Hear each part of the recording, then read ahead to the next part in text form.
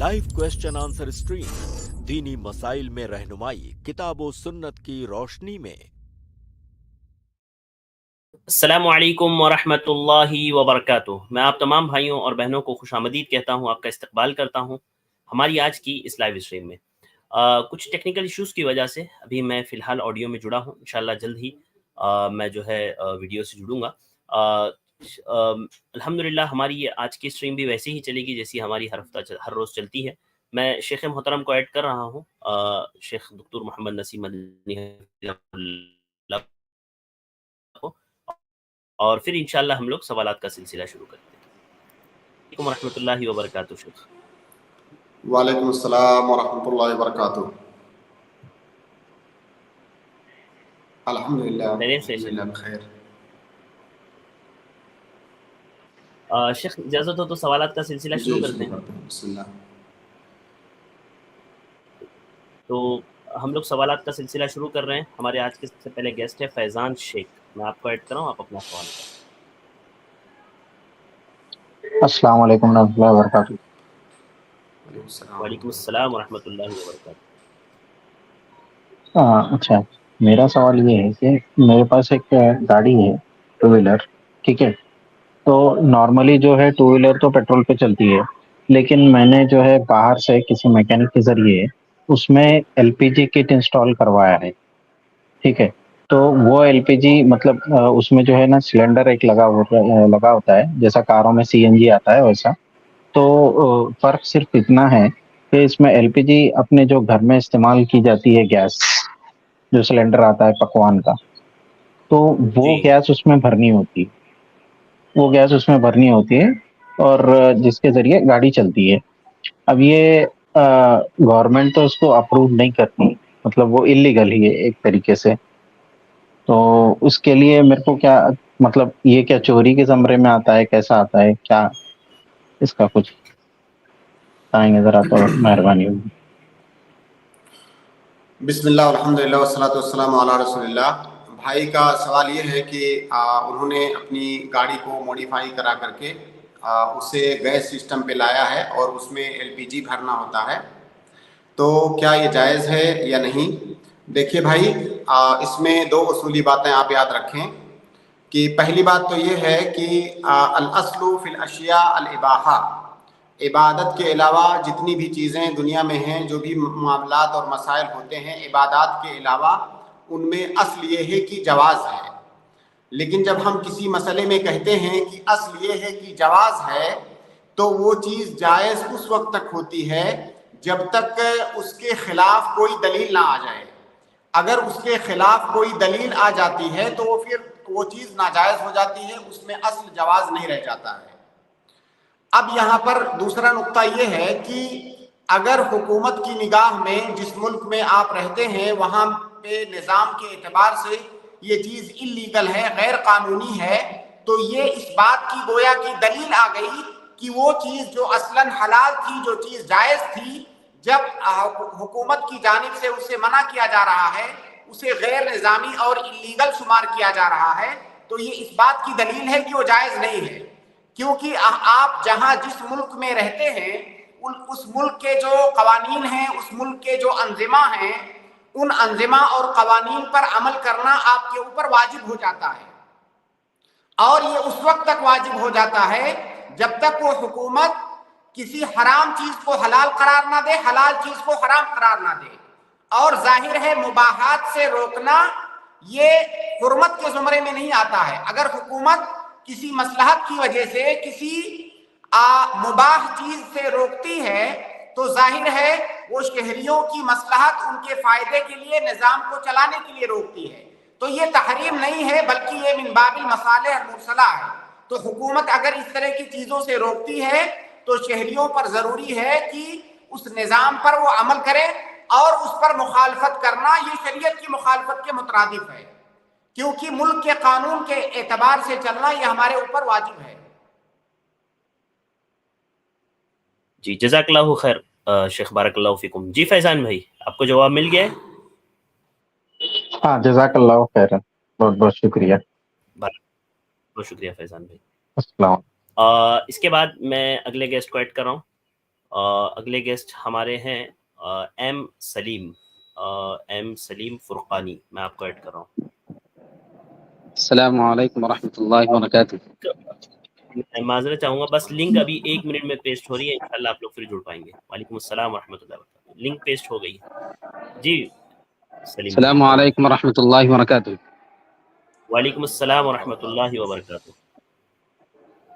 شیخ میرا یہ سوال ہے کہ اگر کوئی امام نماز پڑھا رہا ہو اور وہ تیسری رکعت یا چوتھی رکعت وہ بھول جاتا ہے اور اسے مقتدی کی طرف سے اسے لقمہ مل جاتا ہو اشارہ کے طور پہ، یعنی وہ 4 رکعت مکمل کر چکا، تو اسے بیٹھنا چاہیے چوتھی رکعت میں، تو بجائے بیٹھنے کے وہ کھڑا ہو جا رہا ہے اور اس نے 5ویں رکعت کے لیے کھڑا ہی ہوا تھا کہ مقتدی کی طرف سے اشارہ ہوا اور وہ پھر بیٹھ گیا. تو ایسی صورت میں وہ سجدہ سہو ہوگا یا نہیں، اور اگر ہوگا تو سلام سے پہلے ہوگا یا بعد میں؟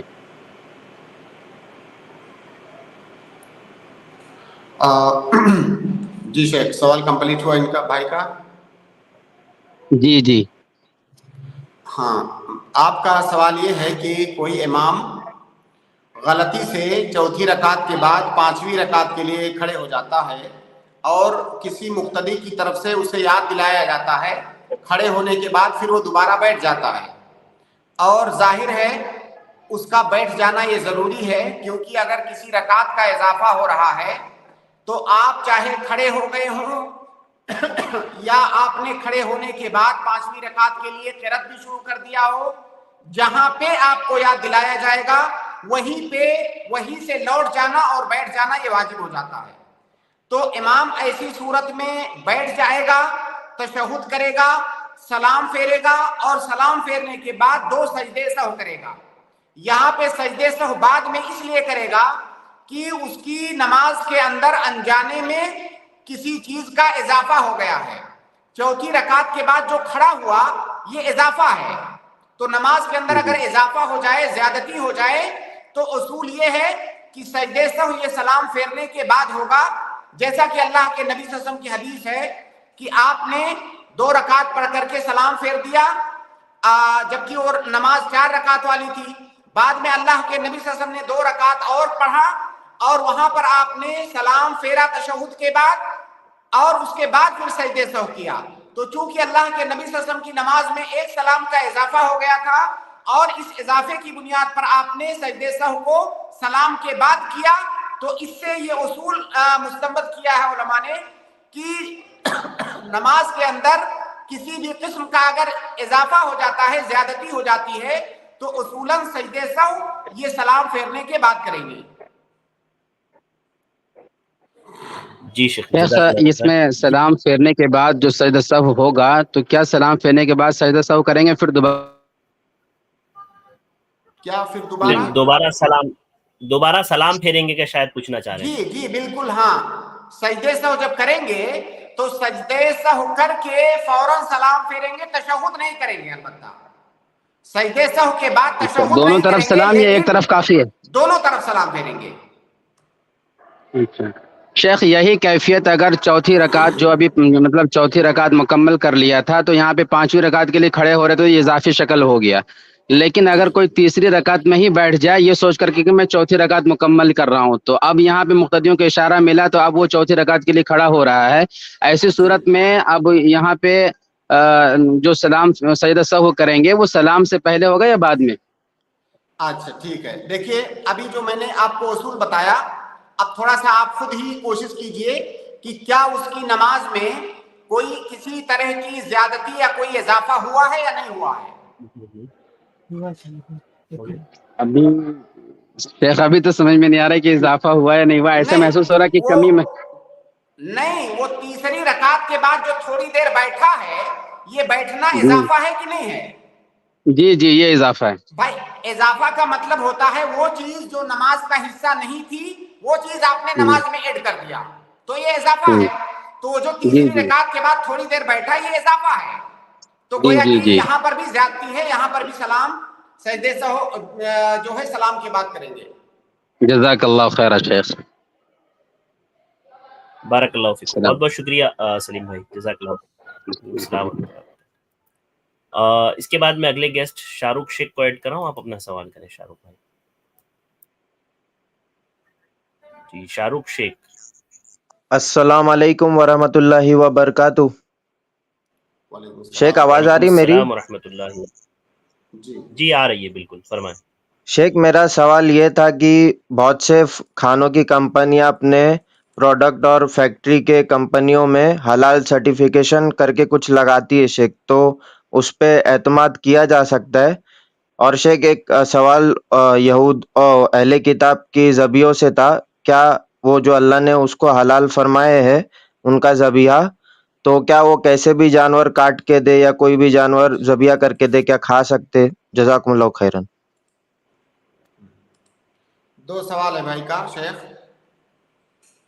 پہلا سوال یہ ہے کہ بہت ساری دکانوں میں حلال ہونے کا سرٹیفکیٹ لگا ہوتا ہے, تو کیا ہم اس سرٹیفکیٹ پر اعتماد کر سکتے ہیں؟ میرے بھائی یہ اس بات پر ڈیپینڈ کرتا ہے کہ وہ کس نے سرٹیفائیڈ اس کو کیا ہے. جس ادارے نے یا جس شخصیت نے اس کو سرٹیفائیڈ کیا ہے, کیا وہ ادارہ یا وہ شخصیت معتمد ہے کہ نہیں, اس بنیاد پر آپ اس پر اعتماد کریں گے. ظاہر ہے کوئی غلط آدمی بھی ہو سکتا ہے, کوئی غیر معتبر, کوئی غیر ثقہ آدمی بھی ہو سکتا ہے, تو یہ اس بات پر ڈیپینڈ کرتا ہے کہ وہ سرٹیفکیٹ دیا کس نے ہے, اس کے اعتبار سے ہم اس پر اعتماد کریں گے. دوسرا سوال جو آپ نے کیا اہل کتاب,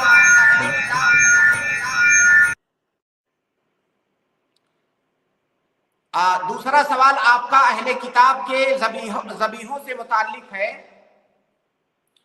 کہ اہل کتاب کا ذبیحے کا کیا حکم ہے.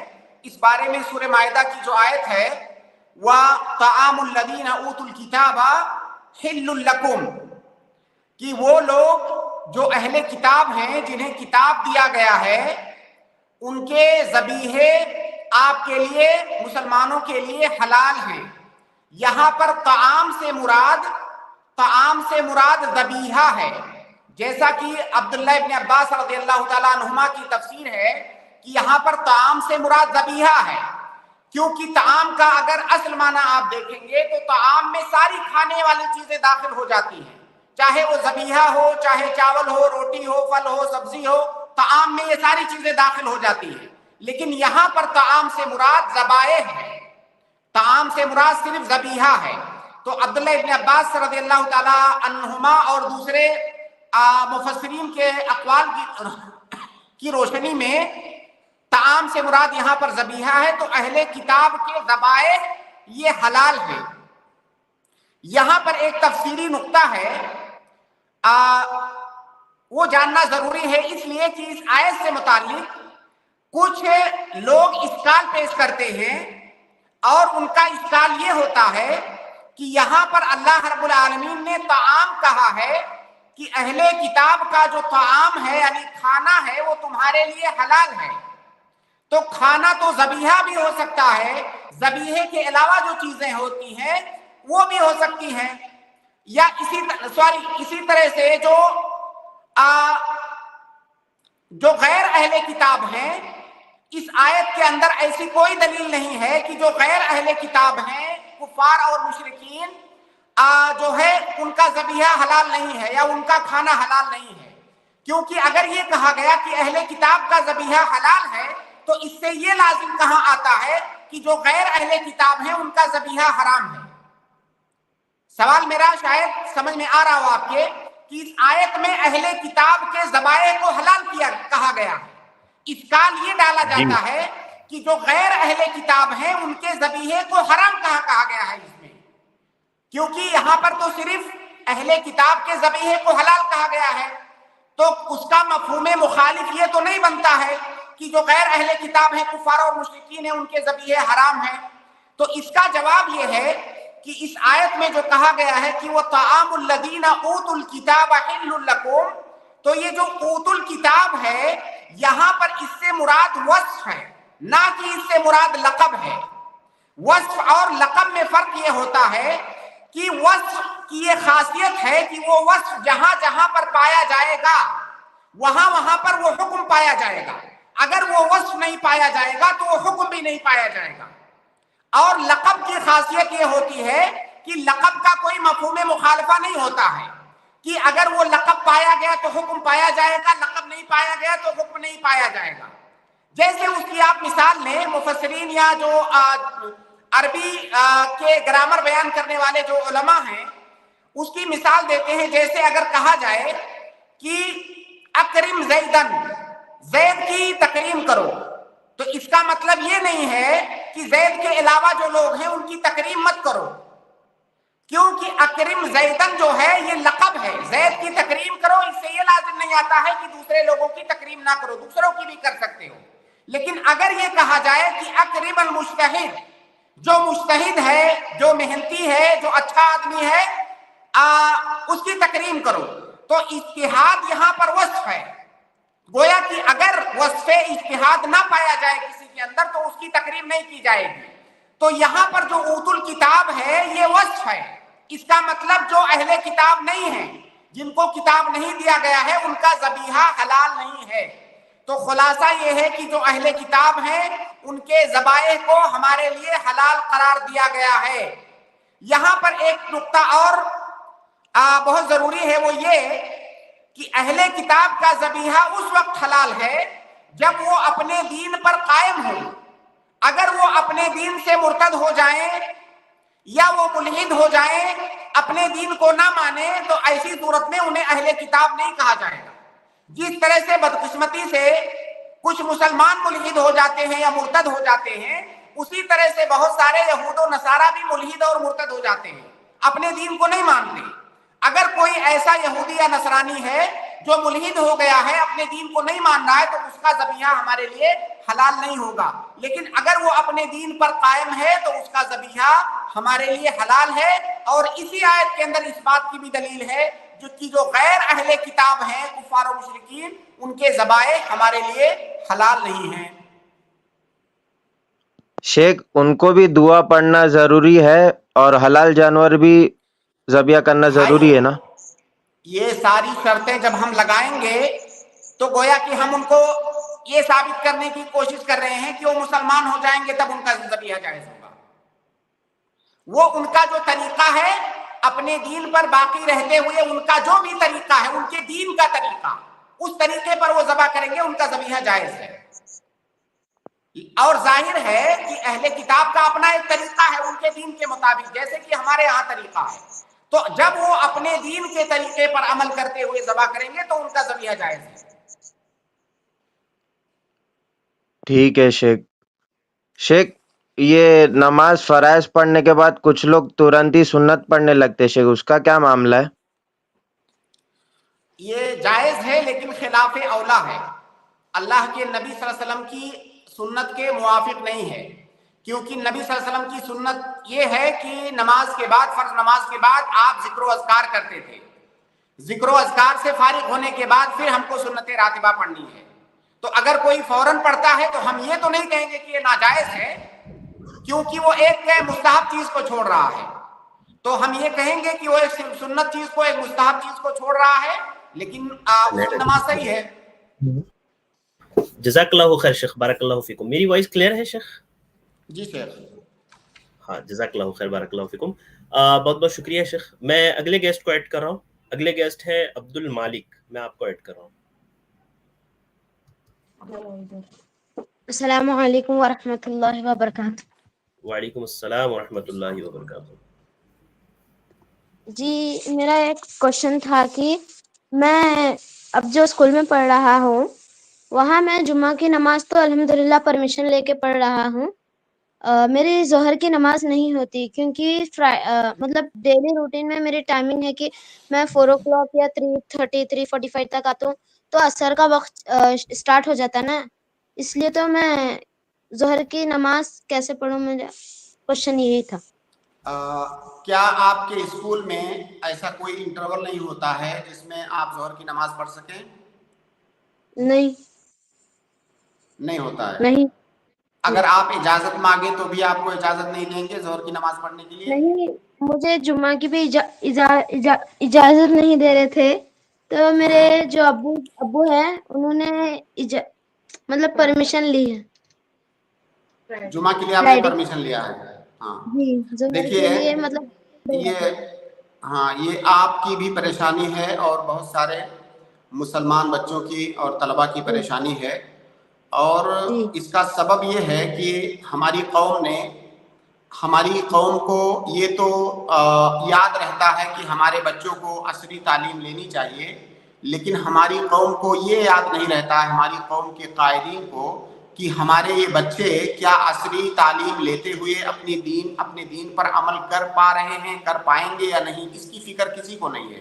अगर इसकी फिक्र होती तो असरी तालीम का इंतज़ाम हमारे इस मिल्लत के कायदीन करते अपने बच्चों के लिए, लेकिन अफसोस की बात है कि ऐसा नहीं किया गया है। तो आपके मसले का हल ये है कि अगर आपको कोई ऐसा स्कूल मिलता है आसानी के साथ जहां पर आप नमाज पढ़ सकते हैं तो आप ऐसे स्कूल को ज्वाइन करें। लेकिन अगर मजबूरी है, ऐसा कोई स्कूल नहीं मिलता है, तो फिर आप ऐसा करें कि जब लौट के आए तो असर के साथ आप जोहर को जमा कर लिया करें। ये तो असर से पहले हमें जोहर की नमाज कज़ा करना चाहिए क्या असर के बाद? आपकी छुट्टी कितने बजे होती है? 4 o'clock। जी 4 o'clock 3:45। जी शेख। जी 4 बजे छुट्टी होती है शेख बच्चे की। तो अगर 4 बजे छुट्टी होती है और आपके यहाँ 4 बजे जोहर का टाइम अगर खत्म नहीं होता है, हालांकि मैं समझता हूँ कि 4 बजे जोहर का टाइम खत्म हो जाता होगा, शायद आपके यहाँ भी हो जाता है, खत्म हो जाता है टाइम। जी हो जाता है, असर का वक्त चालू होता है। हाँ, तो फिर आप असर के टाइम में पहले जोहर पढ़ लिया करें, उसके बाद असर पढ़ लें, यानी इसको जमा बैन सलातैन कहते हैं। लेकिन इससे पहले आप अपने घर पे बात कीजिए अपने वालिदैन से। अगर कोई मुनासिब स्कूल मिलता है ऐसा जहां पर आपको नमाज पढ़ने की छुट्टी मिलती है, तो ऐसे स्कूल को आप ज्वाइन करें। जी इंशाल्लाह कोशिश करेंगे। जज़ाकल्लाह खैर, बारकल्लाहु फीकुम बेटा, बहुत बहुत शुक्रिया। इसके बाद मैं अगले गेस्ट को ऐड कर रहा हूँ। अगले गेस्ट है तनवीर शब्बीर, मैं आपको ऐड कर रहा हूँ, आप अपना सवाल करें।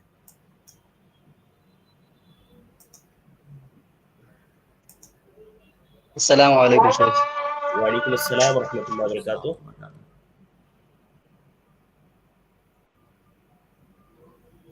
जी तनवीर भाई फरमाए, क्या सवाल है आपका? आपकी आवाज नहीं आ रही है भाई। तनवीर भाई आप अवेलेबल हैं? जी माजरत, आपकी आवाज आप हुसैन तैयार रहेंगे अनम्यूट करके। जी सैयद इब्राहिम, आपको आवाज आ रही है हमारी? तो जल्दी से अनम्यूट करें और अपना सवाल। जी वालेकुम अस्सलाम व रहमतुल्लाहि व बरकातुहू। जी सर, मेरा एक सवाल है कि आप सल्लल्लाहु अलैहि वसल्लम के ज़माने में एक शख्स हर नमाज में जो है तो सूरह इखलास की तिलावत किया करते थे, तो आप सल्लल्लाहु अलैहि वसल्लम ने उनको खुशखबरी सुनाई कि वो हदीस जो है तो अभी भी अप्लाई हो सकती है क्या? अभी भी हम उस पर अमल कर सकते हैं क्या? सूरह इखलास पढ़े तो वो भी खुशखबरी अपने ऊपर भी अप्लाई हो सकती है? वाज़ेह है भाई सवाल। जी शेख। जी शेख, मैं वो हदीस असल में निकाल रहा था, तो जी जो हदीस उन्होंने बयान किया वो हदीस वारिद है। और एक सहाबी थे जो हर रकात में सूरह इखलास पढ़ा करते थे, तो अल्लाह के नबी सल्लल्लाहु अलैहि वसल्लम ने उसका इकरार फरमाया और उन पर कोई नकीर नहीं किया। उन्होंने वजह ये बताया कि मुझे इस सूरत से मोहब्बत है, तो अल्लाह के नबी सल्लल्लाहु अलैहि वसल्लम ने उस पर इकरार किया। भाई का सवाल ये है कि क्या अभी भी कोई उस पर अमल कर सकता है या नहीं कर सकता है? बिल्कुल अमल कर सकता है। अगर अल्लाह के नबी सल्लल्लाहु अलैहि वसल्लम ने उसका इकरार किया है किसी सहाबी के लिए, तो वो हमेशा हमेश के लिए वो शरीयत बन गई। अगर कोई ऐसा करना चाहे तो इस वक्त भी वो कर सकता है। जी, तो सूरह फातिहा के बाद ही डायरेक्ट पढ़ना चाहिए या कोई ज़म्मे सूरा के बाद ऐड करना चाहिए? आप डायरेक्ट भी पढ़ सकते हैं, क्योंकि सूरह इखलास, सिर्फ सूरह इखलास पढ़ना भी काफी है। और अगर आप चाहें, अगर आप उस हदीस पर अमल करना चाहते हैं, तो वो जो सहाबी थे सूरह इखलास से पहले कोई और सूरत पढ़ते थे। देखिए वो सही बुखारी और मुस्लिम की रिवायत है, उसमें है कि अन आयशा अन नबी सल्लल्लाहु अलैहि वसल्लम बअथ रजुलन अला सरियतिन व कान यक़रअु लिअस्हाबिही फी सलातिहिम फयख्तिमु बिकुल हुवल्लाहु अहद। एक सहाबी थे जो अपने साथियों को जब नमाज पढ़ाते तो आखिर में सूरह इखलास पढ़ते, अपनी क़िरात के आखिर में सूरह इखलास पढ़ते, उससे अपनी क़िरात की जो है का इख्तिताम करते। फलम्मा रजऊ ज़करू ज़ालिका लिन्नबी सल्लल्लाहु अलैहि वसल्लम, जब लोग वापस आए तो नबी सल्लल्लाहु अलैहि वसल्लम से लोगों ने ये बात बताई कि वो हर जो है रकात में सूरह इखलास पढ़ते हैं आखिर में। फ़क़ाल सलूहु लिअय्यि शैइन यसनउ ज़ालिका, नबी सल्लल्लाहु अलैहि वसल्लम ने कहा कि उनसे पूछो कि ऐसा क्यों करते हैं। फ़सअलूहु फ़क़ाला, जब पूछा गया तो उन्होंने कहा लिअन्नहा सिफ़तुर रहमान व अना उहिब्बु अन अक़रअ बिहा, उन्होंने कहा कि ये सूरत अल्लाह रब्बुल आलमीन की सिफत है, इसमें अल्लाह रब्बुल आलमीन के सिफात बयान किए गए हैं। और ये बात मालूम है कि सूरह इखलास के अंदर अल्लाह रब्बुल आलमीन के बहुत अहम सिफात का जिक्र है, तो उन्होंने कहा इसमें अल्लाह रब्बुल आलमीन के सिफात बयान किए गए हैं, तो इसलिए मैं मोहब्बत करता हूँ कि मैं चाहता हूँ और मुझे ये सूरत पसंद है कि मैं इसे पढ़ूँ। फ़क़ाल नबी सल्लल्लाहु अलैहि वसल्लम अख़बिरूहु अन्नल्लाह युहिब्बुहु, उन्हें बता दो कि अल्लाह रब्बुल आलमीन भी उनसे मोहब्बत करता है। जब वो अल्लाह रब्बुल आलमीन के सिफात को पसंद करते हैं, उसको दोहराना पसंद करते हैं, तो अल्लाह रब्बुल आलमीन भी उनसे मोहब्बत करता है। तो अगर कोई आदमी अपनी क़िरात के आखिर में कुल हुवल्लाहु अहद पढ़ रहा है तो ये जायज़ है बिला शुबहा इस हदीस की बुनियाद पर। जी सैयद इब्राहिम भाई, ठीक है जी सर। और एक मेरा एक सवाल था। एक सेकंड, सर एक नुक्ता यहाँ पर भाई, एक नुक्ता और भी ऐड कर लें। अल्लाह के नबी सल्लल्लाहु अलैहि वसल्लम ने उसका इकरार फरमाया उस सहाबी के लिए और उनको मना नहीं किया, लेकिन अल्लाह के नबी सल्लल्लाहु अलैहि वसल्लम से ये साबित नहीं है कि आप अपनी क़िरात के बाद आखिर में सूरह इखलास भी ऐड करते थे। ये अल्लाह के नबी सल्लल्लाहु अलैहि वसल्लम की आदत नहीं थी, लिहाजा ये जायज़ है। लेकिन ये कहना, अगर कोई ये समझता है कि ये सुन्नत है या मुस्तहब है, तो ऐसा नहीं है, क्योंकि अल्लाह के नबी सल्लल्लाहु अलैहि वसल्लम ने की आदत ये नहीं थी। अल्लाह के नबी सल्लल्लाहु अलैहि वसल्लम ने इकरार फरमाया, इसलिए जायज़ है। अगर कोई कर रहा है तो बिल्कुल जायज़ है, लेकिन अल्लाह के नबी सल्लल्लाहु अलैहि वसल्लम से ये चीज़ साबित नहीं है कि आप ऐसा करते रहे हों। जी ठीक है सर। जी सैयद जी इब्राहिम, सर, सवाल जी जवाब वाज़ेह है। तो सर मेरा और एक सवाल था कि नमाजें जमा करने का तरीका कैसा है सर, ये कैसा जमा किए जा सकते हैं? तो हर हमेशा के लिए जमा किए जा सकते हैं क्या, अगर काम की मसरूफियात की वजह से? नमाज काम की मसरूफियात की वजह से जमा नहीं की जा सकती, बल्कि जमा करने का जो असल सबब है वो है मशक्क़त। अल्लाह के नबी सल्लल्लाहु अलैहि वसल्लम की हदीस है, सही मुस्लिम की रिवायत है, अब्दुल्लाह इब्न अब्बास रज़ियल्लाहु ताला अन्हुमा रावी हैं। वो कहते हैं कि अल्लाह के नबी सल्लल्लाहु अलैहि वसल्लम ने मदीना में ज़ोहर और असर के जमा नबी सल्लल्लाहु अलैहि वसल्लम बैना अज़्ज़ोहर वल असर वल मगरिब वल इशा मिन गैर खौफिन वला मतर, ना तो बारिश थी ना तो किसी बात का खौफ था, उसके बावजूद भी अल्लाह के नबी सल्लल्लाहु अलैहि वसल्लम ने जमा बैन सलातैन किया मदीना के अंदर। तो सहाबे कराम ने पूछा कि फिर ऐसा क्यों किया? तो अब्दुल्लाह इब्न अब्बास रज़ियल्लाहु ताला अन्हु ने कहा कई ला युखरिजा उम्मतहु, ताकि अपनी उम्मत को मशक्कत से बचाएं, उन्हें मशक्कत में ना डालें। इस हदीस से साफ पता चल रहा है कि जमा बैन सलातैन का जो असल सबब है, उसकी जो असल वजह है वो है मशक्कत। और मशक्कत का मतलब ये है कि हर नमाज को उसके अपने वक्त में पढ़ना आपके लिए मशक्कत का बाइस हो, उस मशक्कत को आप तहम्मुल ना कर सकते हो। अगर उसको तहम्मुल करने जाएंगे तो आपका कोई बड़ा नुकसान हो जाएगा। अगर ऐसी कोई वजह है जिसमें नमाजों को उनके औकात पर पढ़ना ये बहुत मशक्कत का बाइस है, आप उसे तहम्मुल नहीं कर सकते, तो फिर दो नमाजों को एक साथ करके पढ़ना ये जायज़ है। और जमा करने का दो तरीका है जो कि दोनों अल्लाह के नबी सल्लल्लाहु अलैहि वसल्लम से साबित है। एक को जमा तकदीम कहा जाता है, एक को जमा ताखीर। जमा तकदीम का मतलब ये है कि जैसे जोहर की नमाज को जोहर की नमाज जब आप पढ़ें तो जोहर के फौरन बाद आप असर की नमाज भी पढ़ लें। अभी असर का टाइम नहीं हुआ है, जोहर के वक्त में ही आपने असर को पढ़ लिया तो आपने मुकद्दम किया।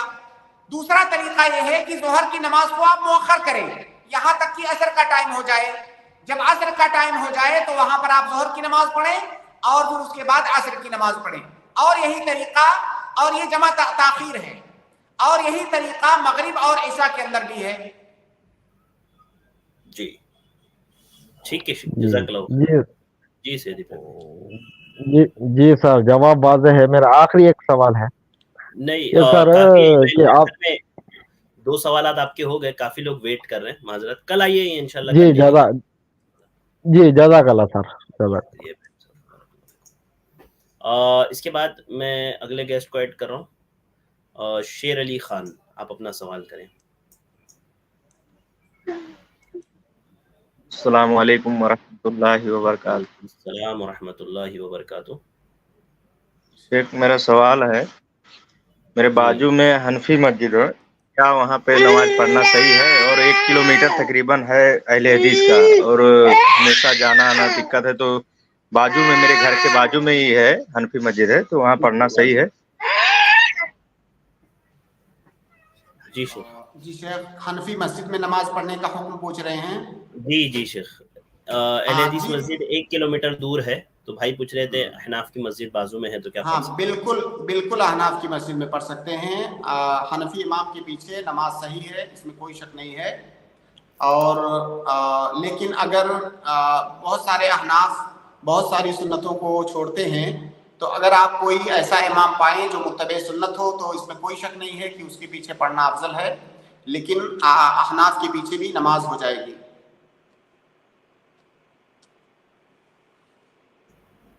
جی شیر علی صاحب, آپ کو جواب مل گیا ہے؟ آپ 1 منٹ میں نے میوٹ کیا تھا. دیکھتا ہوں تو نئی چیزیں, اور وہ اذان کے بعد میں یا نبی سلام علیکہ اور سب پڑھتے ہیں نا, اسی لیے وہ تو ناراض ہوتے ادھر. جی کیا ناراض ہوتے ہیں, کس بات پہ؟ بھائی پوچھ رہے ہیں شیخ کہ وہ سلام وغیرہ پڑھتے ہیں وہ لوگ نماز کے بعد, جو ہے وہ ایک طرح سے کھڑے ہو کر کے جو پڑھتے ہیں نا, اس طرح سے سلام پڑھتے ہیں, تو وہاں سے نکل جاؤ تو پھر ناراض ہوتے ہیں. تھوڑی دیر آپ بیٹھ جائیں, اس کا حل یہ ہے کہ تھوڑی دیر آپ بیٹھ جائیں, وہ فارغ ہو لیں, آپ اس میں شامل نہ ہوں, کھڑے ہو فارغ کر ہو کے جائیں, اس کے پڑھتے بعد نکلیں. نہیں, آپ بالکل مت کریں, وہ بدعت ہے. بدعت میں شریک ہونا یہ بالکل بھی جائز نہیں ہے. اگر ایسی پریشانی ہے کہ وہاں آپ نماز پڑھیں گے تو آپ اگر ان کے بدعت میں شریک نہیں ہوں گے تو کسی مشکل میں پڑ جائیں گے, تو پھر وہاں نماز پڑھنے مت جائیں. بھائی نماز پڑھنا ہم اہل سنہ والجماعہ کا یہی مسلک ہے, اہل حدیثوں کا یہی فتویٰ ہے کہ حنفی کے پیچھے ہماری نماز جائز ہے, لیکن اگر وہ ہم سے زبردستی کوئی بدعت کروائے گا تو جائز نہیں ہے, تو ہم اس کے ساتھ بدعت میں شریک نہیں ہوں گے. بہت مشکل ہو جاتی ہے شیخ. تو میرے والد صاحب نا, اگر اتنی مشکل ہو رہی ہے شیخ, تو پھر آدمی مت جائے, بدعت میں بالکل شریک مت ہو. دیکھیے آپ ایک قاعدہ یاد رکھیے کہ اگر آپ سے کوئی سنت چھوٹ جا رہی ہے تو یہ معاملہ آسان ہے, لیکن اگر کسی بدعت میں آپ کو پڑھنا پڑ رہا ہے تو یہ تو بہت خطرناک بات ہے. ٹھیک ہے شیخ. گاؤں میں سر, گاؤں میں سے دو یا 3 آدمی ہم لوگ ہیں جیسے اہل حدیث, باقی پورا کا پورا گاؤں وہی ہے. اور میرے گھر کے بازو میں جسٹ میرا گھر ایک دم بازو میں ہی ہے, تو مسجد ہے, تو اب وہاں پہ جاتا ہوں پڑھنے, اور 5 بجے اذان ہوتا ہے, کبھی 5:30 بجے ہوتا ہے, ٹائم چالو ہو جاتا ہے پہلے عصر کا, تو اس حساب سے کبھی کبھی اکیلا پڑھنا پڑتا ہے شیخ. تو وہی پوچھنا تھا کہ مطلب ادھر ہی صحیح ہے کہ وہاں پہ جانا پڑے گا؟ دیکھیے تھوڑا سا اگر آپ اور بھی گہرائی میں جائیں گے تو دیکھیے, جماعت کے ساتھ نماز پڑھنا یہ واجب ہے, جماعت کے ساتھ نماز پڑھنا واجب ہے. تو ایک طرف ہو گیا واجب, اور اس مسجد میں اگر آپ جاتے ہیں تو آپ کو کچھ بدعتیں کرنی پڑ رہی ہیں, اگر آپ نہیں کرتے ہیں تو پریشانی ہوگی آپ کو. تو ایک طرف ہے واجب, ایک طرف ہے بدعت. اور یہ قاعدہ آپ یاد رکھیں کہ اگر واجب اور حرام اکٹھا ہو جائیں, بدعت حرام ہے, واجب اور حرام اکٹھا ہو جائیں اور دونوں میں سے کسی ایک کو چننا ہے, تو ہم حرام کو ترک کرنا یہ چنیں گے, حرام کرتے ہوئے واجب پر عمل نہیں کریں گے. تو اگر ہمیں بدعت کرنا پڑ رہا ہے تو ہم جماعت چھوڑ دیں گے, اکیلے میں پڑھیں گے, کیونکہ گویا کہ ایسی صورت میں آپ کے پاس مجبوری ہے. جس طرح دیگر مجبوریوں کی صورت میں دیگر آدار کی شکل میں جماعت کو چھوڑنا جائز ہے, اسی طرح سے یہ بھی ایک عذر ہے کہ اس جماعت میں پڑھنے کی وجہ سے مجھے بدعت کرنا پڑ رہا ہے، اس لیے وہ جماعت چھوڑنا میرے لیے جائز ہے، میں بدعت نہیں کروں گا۔ جی شیر علی بھائی۔ جی شیخ، ہاں شیخ، ایک اور میرے والد صاحب برا مانتے ہیں، میں ان کو سمجھاتا ہوں ابا یہ سب چھوڑ دو، تو ان کو کیسے مطلب سمجھائیں ابا کو؟ مطلب میں ان کو بولتا ہوں یہ غلط ہے سب، تو مجھے بولتے ہیں تم غلط ہو گئے ایسا ویسا، تو میں سمجھاتا ہوں پھر بھی کہ ابا یہ سب غلط نہیں ہے، یہ سب غلط ہے، صحیح نہیں ہے، اور صحیح ہو مطلب یہ سب چھوڑ دو، تو الٹا مجھے بولتے ہیں، تو مطلب سمجھانے کا طریقہ کیا ہونا چاہیے شیخ؟ آپ دیکھیے کسی عالم دین سے انہیں ملائیے اور وہ کتاب و سنت کی روشنی میں انہیں سمجھانے کی کوشش کرے۔ کوئی ایسی چند لائنیں نہیں ہیں جو میں آپ کو بتا دوں گا تو وہ سمجھ جائیں گے، اتنا آسان نہیں ہوتا۔ دیکھیے کوئی آدمی اگر برا ہے، گنہگار ہے، گناہ کر رہا ہے، تو اس کو سمجھانا آسان ہوتا ہے، کیونکہ جب وہ گناہ کرتا ہے تو وہ جانتا ہے کہ میں گناہ کر رہا ہوں، تو اس کو راہ راست پر لانا آسان ہوتا ہے۔ لیکن اگر کوئی بدعت کر رہا ہے تو بدعت کو تو نیکی سمجھ کے کرتا ہے وہ، تو اگر کوئی آدمی کسی گناہ کو نیکی سمجھ کر کے کر رہا ہے تو اس کو سمجھانا آسان نہیں ہوتا ہے۔ اسی لیے بدعتیوں کے بارے میں بہت سارے علماء نے کہا ہے کہ بدعتیوں کی ایک سزا یہ ہوتی ہے کہ انہیں آسانی سے توبہ کی توفیق نہیں ملتی ہے، کیونکہ اللہ کے دین میں اضافہ کر رہے ہوتے ہیں اور ایسے لوگ سمجھتے ہیں کہ ہم ہی حق پر ہیں۔ تو بدعت یہ گناہوں سے بھی زیادہ خطرناک، جو دوسرے گناہ ہیں ان سے کہیں زیادہ خطرناک ہے بدعت۔ دوسرے گناہ کو انسان گناہ سمجھتے ہوئے کرتا ہے اور بدعت کو ثواب سمجھتے ہوئے کرتا ہے، تو آسان تو نہیں ہے۔ لیکن آپ کسی عالم دین سے ان کو ملائیں یا آپ کسی دن یہاں اسٹریم میں ان کو لے کر کے آئیں، اگر ان کے پاس کچھ شبہات ہوں، کچھ اشکالات ہوں تو ان کی بات ہم سنیں اور انشاءاللہ کوشش کریں انہیں سمجھانے کی۔ دیکھو میں بھی شیخ جی بولیے۔ شیخ، ہاں شیخ، جیسے میں بھی تھا تو جب میں سمجھانے لگا کہ ابا اس یہ فاتحہ وہ کرتے نا بیفے کے دن اور یہ سب کرتے، تو میں منع کرتا ابا یہ سب چھوڑ دے، تو بولتے یہ سب ہے ایسا ہے ویسا ہے، مطلب بول کے مجھے روکتے کہ میرے بیچ میں مطلب مت بول۔ تو اس حساب سے مطلب میں خاموش ہو گیا، میں کچھ نہیں بولتا ہوں، اسی لیے کہ جو تم کر رہے ہو کرو، میں یہ ایسا سمجھاتا ہوں۔ تو یہ مطلب میں کچھ نہیں بولتا ہوں سے، کسی زبردستی نہیں کرتا ہوں یا کوئی پریشر نہیں ڈالتا ہوں ابا کو۔ اب دیکھیے آپ اپنی طرف سے کوشش کرتے رہیے اور جس طریقے سے آپ کو ہدایت ملی ہے یا جس پوائنٹ پر جو چیزیں آپ کی سمجھ میں آئی ہیں تو اللہ تعالیٰ نے آپ کو ہدایت دی، آپ کوشش کیجئے کہ اسی طریقے سے ان کو بھی سمجھائیں۔ وہی سمجھاتا ہوں بھائی لوگ کو، جو قریب میں لاتا ہوں تو بولتے ہیں کہ نہیں ان لوگ کو بھی بنا دے گا، ایسے بنا دو گے، تو سمجھانے کی کوشش کرتا ہوں تو سب راستے میں روڑا بن جاتے ہیں، اور وہ حساب سے ابا کو سمجھاتا ہوں۔ میں کچھ نہیں بولتا ہوں صرف اسی لیے کہ وہ علماء سے سنا ہوں کہ مطلب ان کا حسن سلوک کیا جائے، اور جہاں تک ہے ان کا وہ شرک بدعت والا وہ بات نہیں مانی جائے گی۔ شیر علی بھائی، آپ اپنے طور پر کام کرتے رہیے، اللہ تعالیٰ ان کو نیک ہدایت دے، اللہ تعالیٰ صحیح راستے کی ہدایت دے ان کو، آمین۔ جزاک اللہ خیر بھائی، بارک اللہ فیکم، بہت بہت شکریہ ہمارے ساتھ جوائن ہونے کے لیے۔ اس کے بعد میں اگلے گیسٹ یونس ابن رحمت کو ایڈ کر رہا ہوں، آپ اپنا سوال کریے یونس بھائی۔ السلام علیکم ورحمۃ اللہ وبرکاتہ شیخ۔ وعلیکم السلام ورحمۃ اللہ وبرکاتہ۔ شیخ میری آواز ٹھیک ہے شیخ یا پھر؟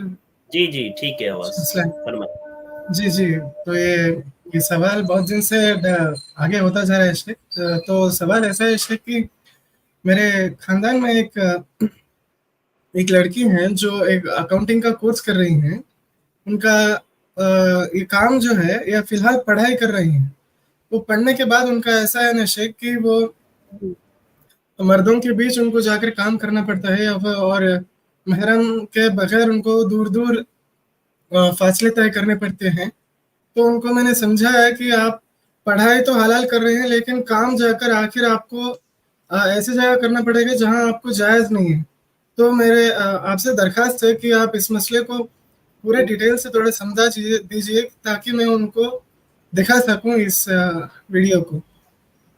تو وہ کیا کر رہی ہیں وہ صحیح ہے کیا شیخ؟ جزاک اللہ۔ دیکھیے ایک قاعدہ ہے ہماری شریعت میں کہ الوسائل لہا احکام المقاصد۔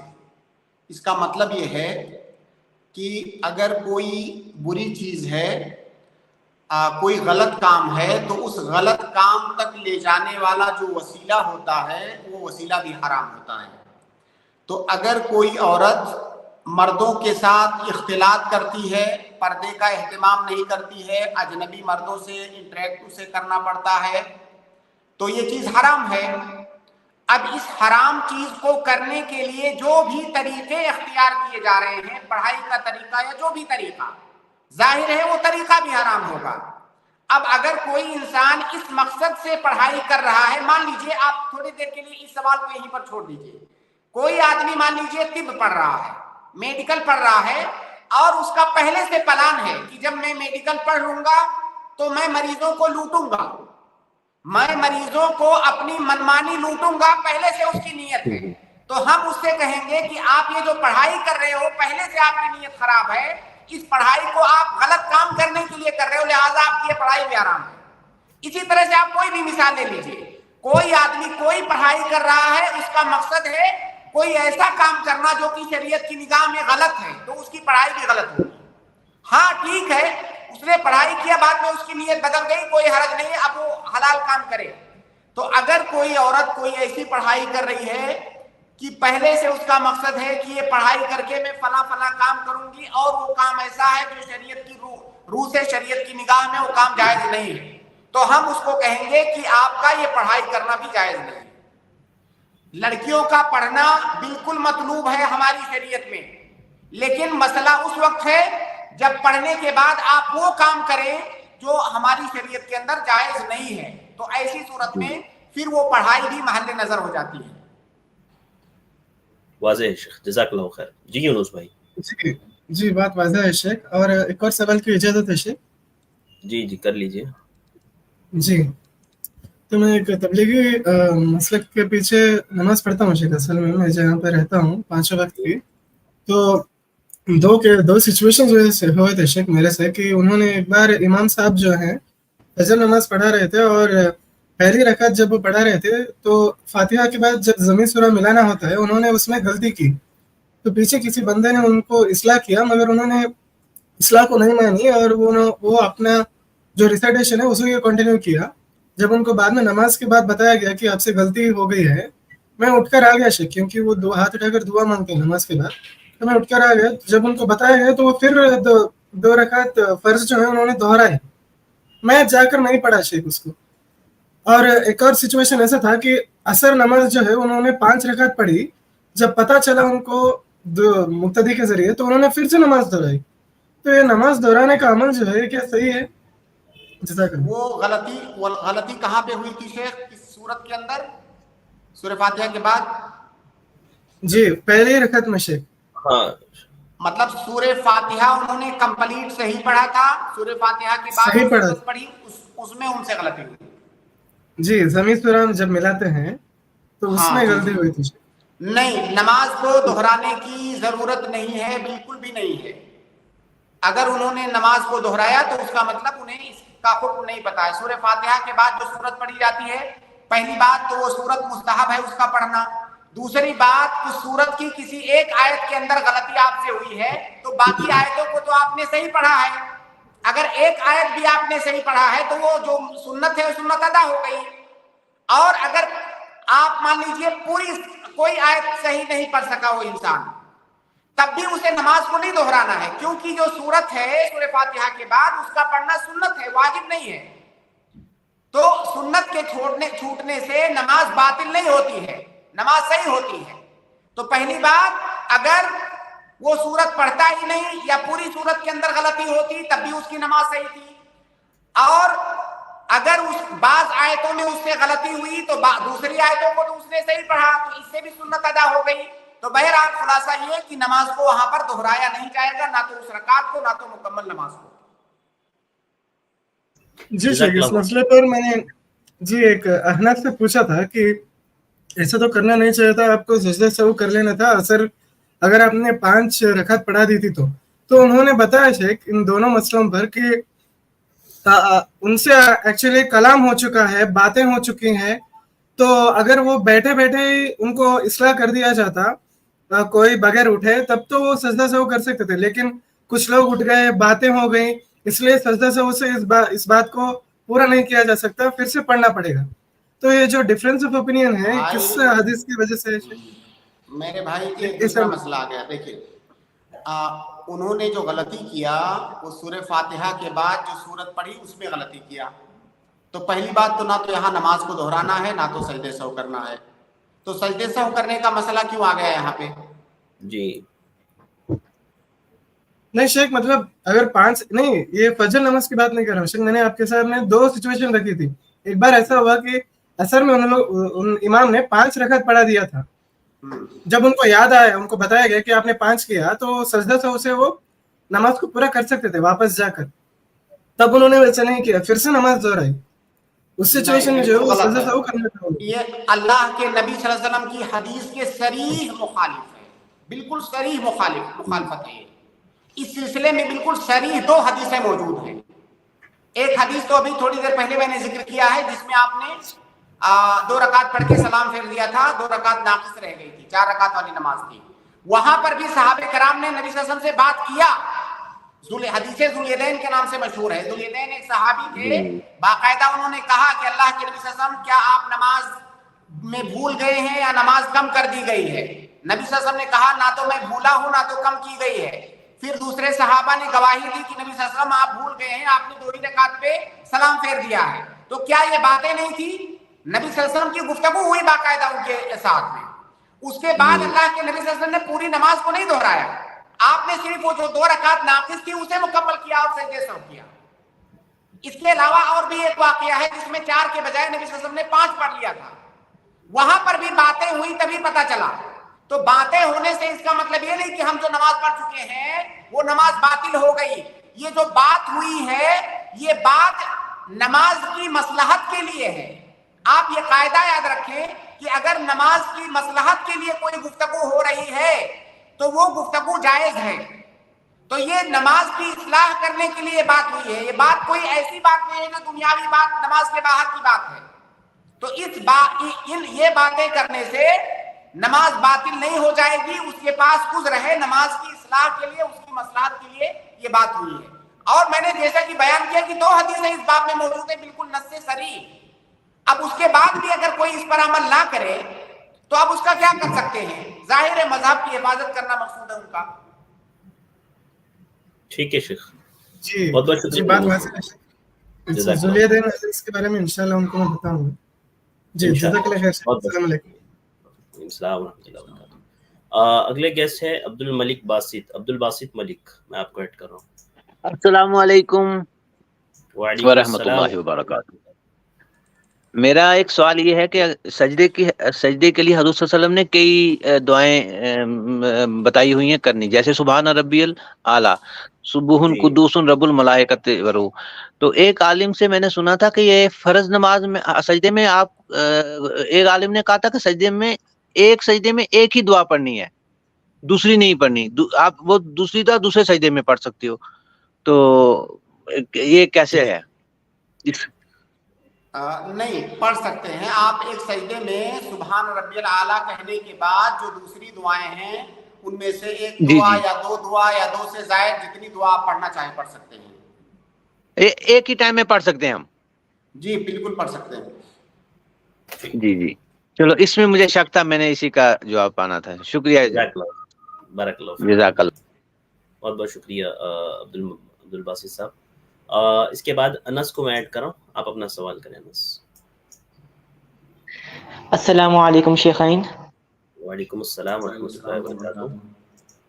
جی شیخ, میرا سوال یہ تھا کہ میں اور میرے ابو کا اسکول یونیفارم کا کام ہے, تو اس میں ہم لوگ جو ہیں ہم نے نا ہر یونیفارم کی نا ایک پرائس فکس کی ہوئی ہے. لیکن کئی بار ایسا ہوتا ہے کچھ ہمارے جو گاہک ہوتے ہیں, وہ کسٹمر جو ہوتے ہیں, وہ سامنے دیکھ کے ایسا لگ رہا ہوتا ہے کہ ان کی وسعت زیادہ ہے, تو ان کو فکس پرائس سے کچھ زیادہ بتانا تو یہ جائز ہے یا پھر نہیں؟ بس یہ سوال پوچھا تھا میں نے حضرت. جی شیخ, میں یونیفارم سے سمجھ نہیں سکا. میں سمجھا دیتا ہوں شیخ. یونیفارم کا بزنس ہے, یعنی یونیفارم بیچتے ہیں یہ اسکولس وغیرہ کے, تو ایک فکس اماؤنٹ ہے ان کے یونیفارم کا اسکول کے. بٹ کبھی کبھار کوئی کسٹمر ایسا آ جاتا ہے کہ جو دیکھ کر کے ایسا لگتا ہے کہ یہ کافی اچھے حالت کے ہیں, تو ان کو تھوڑا سا زیادہ پرائز بتا دینا جو ہے فکس اماؤنٹ کے. تو بھائی پوچھ رہے ہیں یہ جائز ہے یا نہیں؟ دیکھیے بے کے باب میں، خرید و فروخت کے باب میں یہ اصول یاد رکھیں کہ جو انسان بیچنے والا ہے وہ اپنا سامان جتنے میں چاہے بیچ سکتا ہے، بس ایک شرط ہے کہ وہ قیمت اتنی زیادہ نہیں ہونی چاہیے جو مارکیٹ میں مشہور ہے اس سے بہت زیادہ فاحشہ، جس کو فقہا کی اصطلاح میں کہتے ہیں. سامان مارکیٹ میں بک رہا ہے 10 روپے میں، آپ اس سے لے رہے ہیں 100 روپیہ.